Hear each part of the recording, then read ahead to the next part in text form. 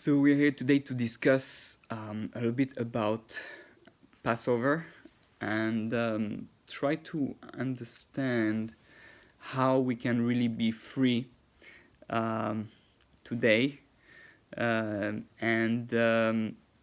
how is the Passover Seder is going to help us actually feel that freedom or make us free, at least the freedom that the Torah intended. So really what's going on is, what freedom are we talking about? What's the true freedom? I think the word that is the most accurate for freedom is pure and complete honesty with oneself. Um, and all of the freedom that we're trying to achieve, um, it doesn't matter where you are. You can be in chains technically and be free. You can be in suffering and still be free. Obviously, there are many levels of freedom, but you're going to see what I'm trying to express. So the freedom has to come eventually. You know when you're free from, when you're clear with yourself of who you are inside and why you act a certain way outside. So the thoughts, the emotions, and the actions have to you to be clear. Okay, why am I thinking the way I'm thinking? Why am I feeling the way I'm feeling? And why am I acting the way I'm acting? And it's something very hard because we're not honest with ourselves. Sometimes we have a little voice, but we try to make ourselves feel better. We think, yeah, the reason why I did that, it was because I needed the relaxation. I needed to relax. Or the reason why I did this mistake is because really I was not paying attention. But really you were paying attention and you just wanted to do the mistake. So we look for always all kinds of excuses. And we have to kind of try to get rid of all excuses. No more excuses. Who am I? And this is the beginning of Passover, the beginning of freedom, is when you're able to be aware, and that's what happened with the Jews coming out of Egypt. They started really to be aware that they had been trapped. Some were living the good life in Egypt. Yeah, there was part of suffering, but some were, before that suffering, was living the good life. So the Ramchal in Misas Yesharim explains that that's the danger. We get trapped. The things that get trapped us in not being humble and honest with ourselves is that we get comfortable. We get a lot of goodness, a lot of pleasure, and we feel good. Things go well, and we forget about God. We forget about why am I here? What's the true purpose of the world? And if I forget that, then all my action, thoughts, and emotions are not going to be directed towards the purpose of creation, and you end up in Egypt, in a world that has nothing to do with truth, with the purpose of creation. You live in your fantasy land. So really, if I want to be free, if I really want to be free, I have to ask myself, okay, why do I like Coca-Cola? Why do I like Coca-Cola? Do I like Coca-Cola because because I love the taste? Oh, it tastes so good, and I like it more than Pepsi. It really tastes really better than Pepsi. Or you really like Coca-Cola because you watch millions of hours of advertising on TV, on billboards, and people around you, and whatever. It's everywhere. So therefore, when you think, oh, I want to drink something, and you think of something, what should I drink? because 90% of your brain space of drink it was recorded in your synapses as Coca-Cola, your thing for drinking in your brain has the shape of Coca-Cola. Your nerve system, your synapses have the shape of Coca-Cola in your brain, and therefore you say, "Oh yeah, I love Coca-Cola." No, you were conditioned to love Coca-Cola. And just Pepsi didn't have enough money in advertising, or didn't do enough of a good job appealing your eyes and desires through advertising. So you have to be honest. How do? I say, yes, the truth is I've been conditioned to love Coca-Cola. But let's say now I really had a real choice. I close my eyes and they put a cup of Coca-Cola and a cup of Pepsi, and I don't know which one it is. And I try both and say, okay, what tastes better to me? I'm going to drink really what tastes better to me. And if you liked Pepsi better, then you know you have been brainwashed by Coca-Cola. So now sometimes the reason you drink Coca-Cola is because all your friends are drinking Coca-Cola. So you're not going to take Pepsi because everybody's drinking Coca-Cola. So then it's not just in your thought, it's social, it's emotional brainwashing. It's an emotional prison. Or you have been so used to go take the first bottle on the shelf, the closest to and the grocery store, it's the first one, the first big bottle you see is always Coca-Cola. So you always reach out there, and there you're so used to take the first bottle, that's what you take. Now, I have nothing against Coca-Cola, my friends. It's just an example. I prefer Coca-Cola than Pepsi, to be honest. But basically, you have to, this is true all across the board for everything we do. Why look at these people? Why do I look at women? Why do I choose this type?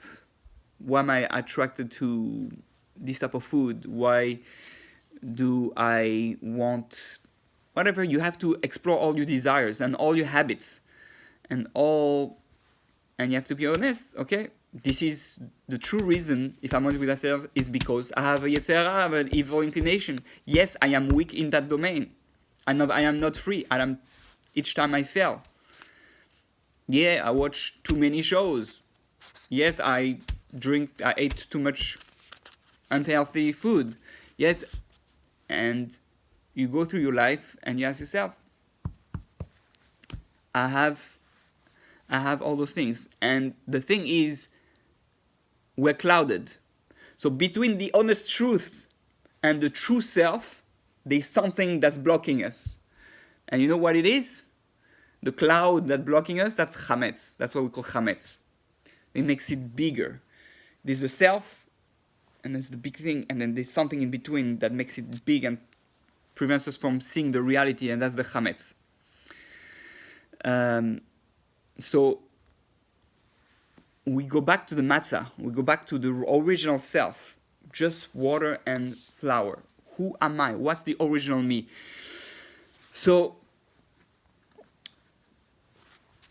even though we're born and we're influenced in the moment you're born, you're influenced by all type of stuff from what you hear. Even in your mother's womb, you hear music. As a baby, you hear different things, the way people scream, or if your mother drinks a lot of Pepsi, then you're probably more likely to like Pepsi. I said Pepsi? Yeah. You drink Pepsi, then you're more likely to like Pepsi than Coca-Cola. So you're already conditioned on some level. But the key is, at least, and that's why the freedom starts, to be aware that you have been conditioned. Because otherwise you're in the 50th level of Tuma, which was in Egypt. They almost were not aware at all that they were conditioned by society and that they didn't have their own opinion. They almost completely lost their own opinion. So we have to go out of the matrix, go out of the system of society, of media. Today, the news is the biggest sign of brainwashing. and conditionment is the news, the media. The media says, some people say, is the Leviathan. The Leviathan, the big thing that destroys the whole world, that's the media. Because it controls. And you say that, the whole world shakes from what the media says, and it can be completely not true. So this is the first thing that we have to understand. The first thing you have to understand is we have to be free. And how do we become free? By knowing who we truly are, knowing why we truly feel the way we feel. Be honest with your emotions. Be honest with your state of happiness. Be honest with the actions you do, why you did it. Be honest with the thoughts, what the main type of thoughts that comes in your mind. So that's number one. Number two is that freedom is removing the chametz, means it's trying to be really humble and realizing what's my real position in this world. So with the Torah and the learning of who we are, we realize we're nothing. We're a soul and a body put in this world, and we try to be in a love relationship with God. And everything is here to distract us from that mission. But I am myself not great. My only greatness is whatever Hashem give me, and that's a gift. So there's nothing great or to be proud of. There's no chametz that to put in that should not be clouded. It's very clear. I was dead. I'm gonna die again, and nothing comes with me. I have nothing. So the Ramchal in the Misas Yesharim says, what's the way to be humble and to be true to oneself is know where you come from and where you're going, and that you're going to have to give judgment one day for every actions you do. And the key is, he brings a Gemara Brachos. It says in Yud Zayin Amud Aleph, page 17a, Talmud. He says, Le'olam yehe adam arum be'yira. A man should constantly be, most people translate it as cunning in his yira. He should find. So the Ramchal explains that one has to find stratagems to fight against the evil inclination. If I'm really humble, I realize that I have problems, and I'm really going to work on those problems, but I need to find tools. If I don't find tools, then I'm not really honest with myself, or at least I'm honest that I'm not working on myself, that I don't want to go out of Egypt. The only way to go out of Egypt is to be humble enough to make a seder, to make a system, tarbulos, to have tools to fight against the evil inclination. Otherwise, I know I'm going to be brainwashed. That's the only way. If I want to come out of the water, the only way is not just to think I'm in the water and need to go out. The only way to be not wet and go out of the water and to be free from the water is to find tools and a way to go out and do it. Otherwise, you can think your whole time you want to be free and speak about freedom, but it doesn't happen. So that's the way the Ramchal kind of explained it. In my understanding, I would like to give another idea also about that Gemara Brachos. L'olam yeheh adam arum b'yira. A man should constantly be naked in his yira. So naked means, obviously we don't mean physically, it means he's naked he's completely clear about his relationship to God. What's yira? Is how he perceives God, about his awareness of God. So you have to be honest how close you feel to God, and why, and when you relate to God, what type of relationship do you have? Do you relate to God? Meaning you do things, you serve Him just because you're scared of Him, just because you have to? Then you can be just a slave of your own religion, so to speak. Obviously, being slave of God doesn't have the same connotation as slaves like in Egypt, but there's still a level of servitude, and and a level of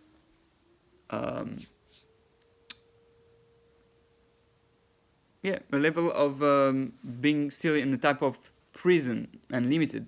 The moment where, so you have to go from slave to become a son, or to become on the highest level a husband and wife with Hashem, to love Hashem like a wife loves her husband, or vice versa. Why? Because that's the highest level of freedom. When you completely choose someone else to love, most of the people you love were imposed on you, so to speak. Your friends want you to be their friends, and your parents, they were given to you. You didn't choose them. The people around you. The one you really choose to be completely part of, and you make it part of your life, completely real free choice. The real freedom in relationship is husband and wife. That's the highest. I guess friends comes right after that, because you have to choose your friends too. But husband and wife is the highest level of freedom. So that's what we want. That's why Hashem described the whole going out of Egypt as God taking us and marrying us on Mount Sinai. And that's the 7 weeks later on Shavuot when we get married to God. That's true freedom. When you choose your Judaism, what type of Jew you are.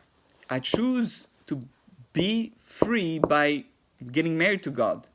I'm using my mitzvot and I'm learning to be in love with God, to have a relationship, not just to do things because I have to. That's the lowest level. I just do things not to be punished and not to go to hell and not to. That's the lowest. That's for little children who don't think, are not able to, not mature enough to think like that. So that's the first step.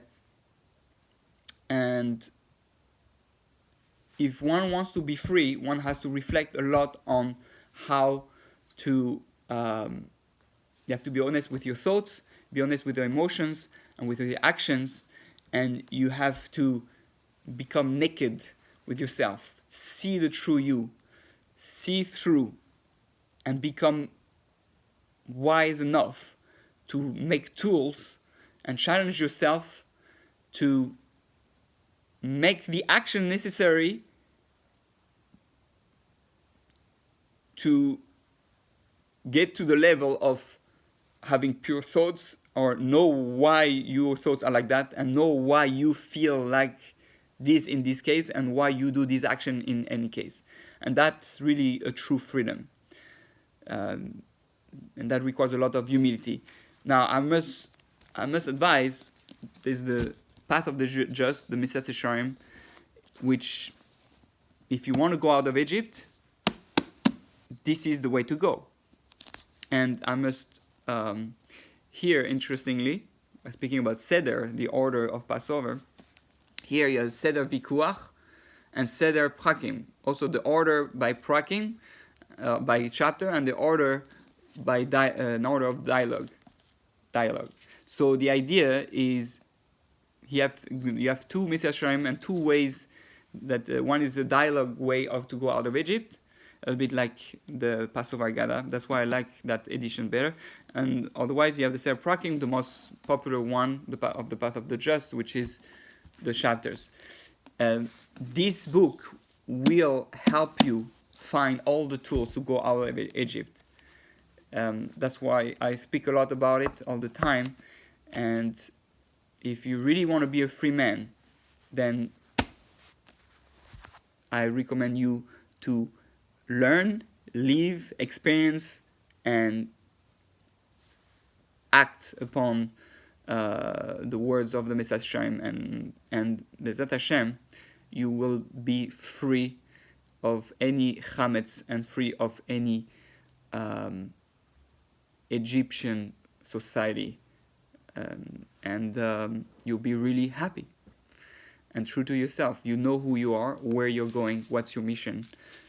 And because basically all the stuff that you're going to find out on how to work on yourself, on how to become free, that's your mission. That's your main mission in life. And when you know your mission, you're happy. because that's your purpose of creation. That's meaningful, and that will lead you to love God on the highest level, and to marry Him, and to be religious with complete love, with complete will and desire and choice. Not that, oh, I have to do that, I have to go down, I have to go pray, I have to do Pesach, I have to do. No, the whole thing is about learning.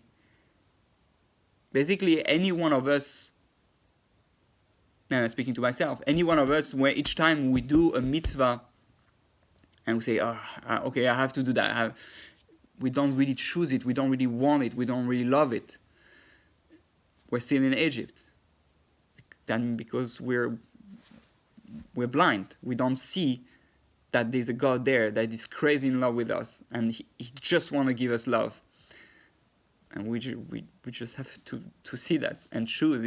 If you saw that, you will feel it, and all your actions will be made out of love. So may we, and we'll live an amazing life. And Judaism, the religion, will be the most exciting type. Judaism will be the most exciting type of life you can live.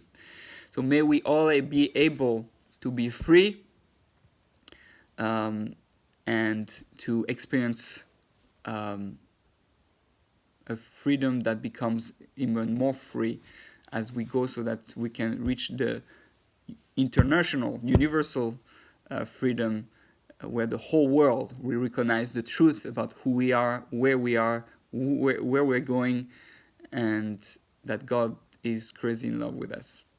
Chag kosher v'sameach. Happy Passover.